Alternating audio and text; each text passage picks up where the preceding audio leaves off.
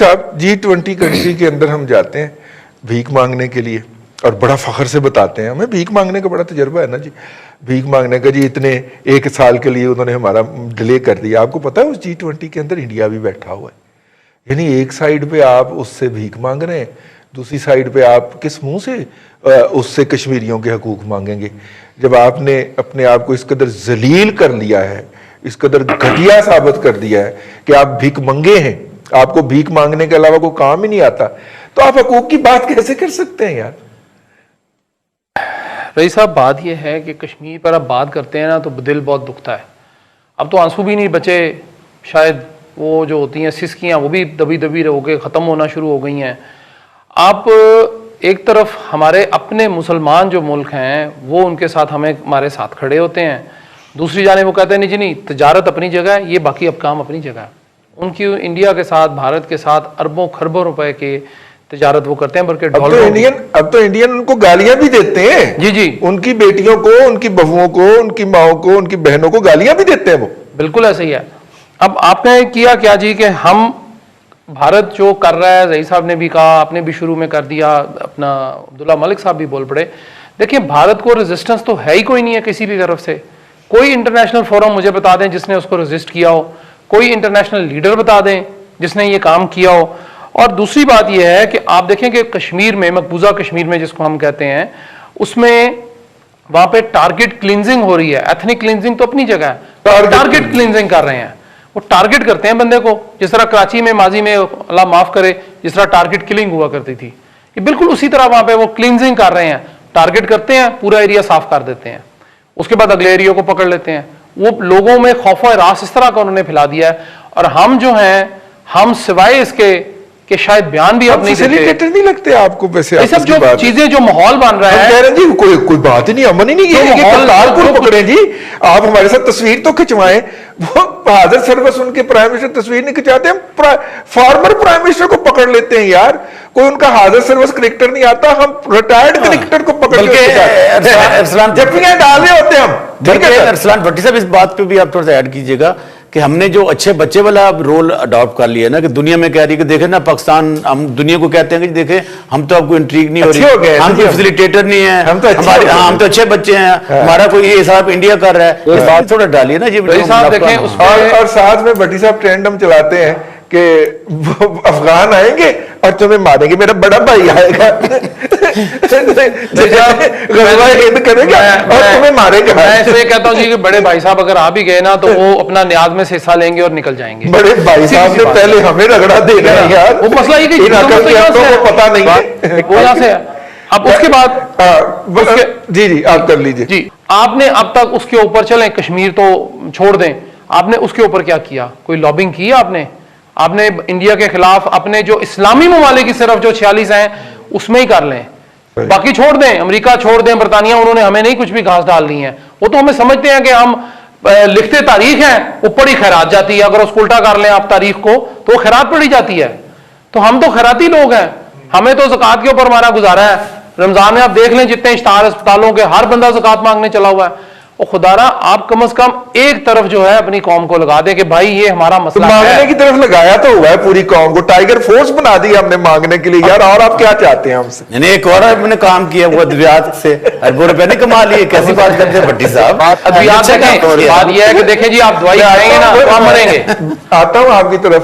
दवाई खाएंगे तो आप मरेंगे। उन्होंने कहा कि दवाइयां कम खाएं, महंगी करेंगे तो ये लोग कम खाएंगे और कम होगा। आखिरी बात यह रही साहब कि कश्मीरियों को अगर हम उनकी मॉरल और पॉलिटिकल सपोर्ट नहीं दे सकते तो कम से कम उनकी पीठ पे छुरा घूमना बंद कर। बिल्कुल ठीक है, अच्छी और हम यही कर रहे हैं इस वक्त।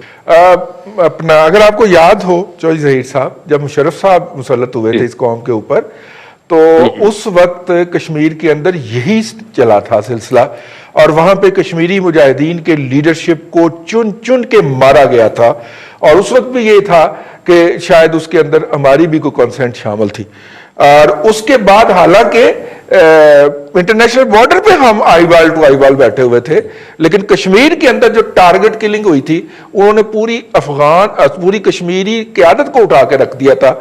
जब तक मुशर्रफ साहब हुकूमत में रहे हैं, कश्मीर के अंदर भारत के लिए कोई मुश्किल क्रिएट नहीं हुई। और जैसे ही वो रुखसत हो गए हैं तो कश्मीर के अंदर फिर मसाइल शुरू हो गए हैं भारत के लिए। तो सेम रिपीट हो रही है जी तारीख फिर एक दफा कि फिर मुझे ये लग रहा है कि मुशर्रफ साहब के वर्सा चूंकि आ गए दोबारा इक़्तिदार के अंदर, तो वो टारगेट किलिंग हो रही है जी वहां पे कश्मीरी क़यादत की। Your take.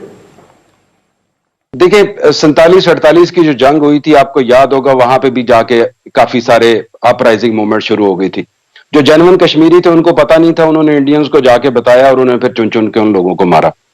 आप ये देखें, जो जनरल मुशर्रफ की आपने बात की है, आप वो भूल गए हैं कि जब दोनों तरफ से फोर्सेस आगे आई हुई थी और सार्क कॉन्फ्रेंस में जनरल मुशर्रफ ने वाजपेयी को मुसाफा किया, हैंडशेक किया, वो क्या इंडिकेशन है? देखें, हम ये कन्फेशन होती है कि देखें हम जंग नहीं लड़ सकते, हम 15 दिन 20 दिन मैक्सिमम 1 माह हम अफोर्ड ही नहीं कर सकते। फिर दूसरी बात यह है कि जब आप अफोर्ड नहीं कर सकते तो फिर आपको फिर उसके बाद जनरल मुशर्रफ ने जिस तरीके से, अगर आज तक 70 साल की तारीख में अगर कोई थोड़ा सा ब्रेक थ्रू हुआ है वो मनमोहन सिंह के साथ डायलॉग का हुआ था, क्योंकि general Musharraf full fledge power में थे, चीफ एग्जीक्यूटिव थे, मार्शल एडमिनिस्ट्रेटर थे और सारी पावर वन मैन थे और मशवरा करते थे और कोई काफी हद तक इसके सोल्यूशन के करीब पहुंच चुके थे। ज्यादा बात नहीं वगैरह माना। अल्टीमेटली अभी भी ये हुआ जा सकता है, लेकिन सबसे पहले आप इकट्ठे तो हों, आप पता तो चले बात किसने करनी है। जो लीडर्स होते हैं ना वो तारीख से सबक सीखते हैं। मैं कोई ज्यादा प्रो PMLN नहीं हूं, लेकिन आपको याद होगा जब नवाज शरीफ मोदी की हलफ बर्दारी की तकरीब में गए थे, उसमें मे बी रोड़े अटकाए हों या मशवरा मिला हो ना जाने का, लेकिन वो गए।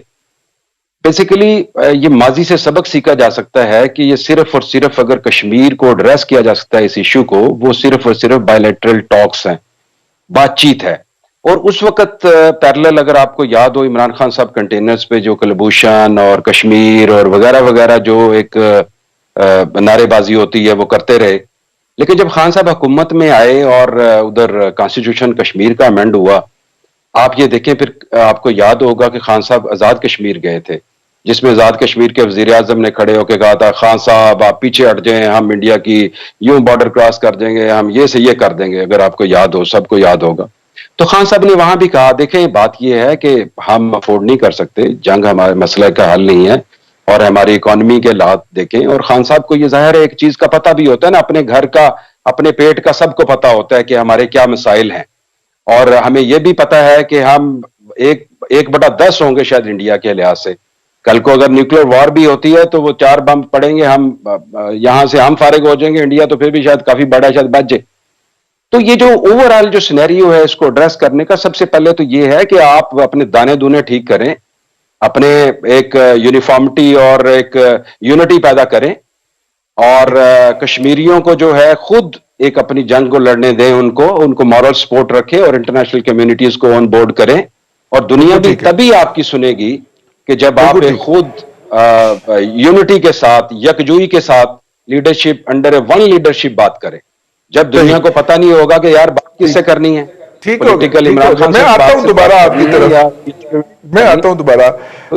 अब हमारे प्राइम मिनिस्टर साहब फिर कहते हैं कि जी मैं फोन करता हूं तो मोदी मेरा फोन अटेंड नहीं करता, और जब आप बराबरी की बुनियाद के ऊपर वहां पे जाके बात कर रहे थे तो बहुत तकलीफ थी उसको, बहुत तकलीफ थी उनको ना कंटेनर से, जब आप बराबरी की बुनियाद पे बात कर रहे थे। तो अब हमें बता रहे हैं, अपनी बेइज्जती का किस्सा सुनाते हैं कि मैं फोन करता हूं तो वो फोन अटेंड नहीं करता। तो यार ये बात बताने वाली नहीं है, तुम्हारी बेइज्जती है भाई, अपनी बेइज्जती करवा रहे मुल्क।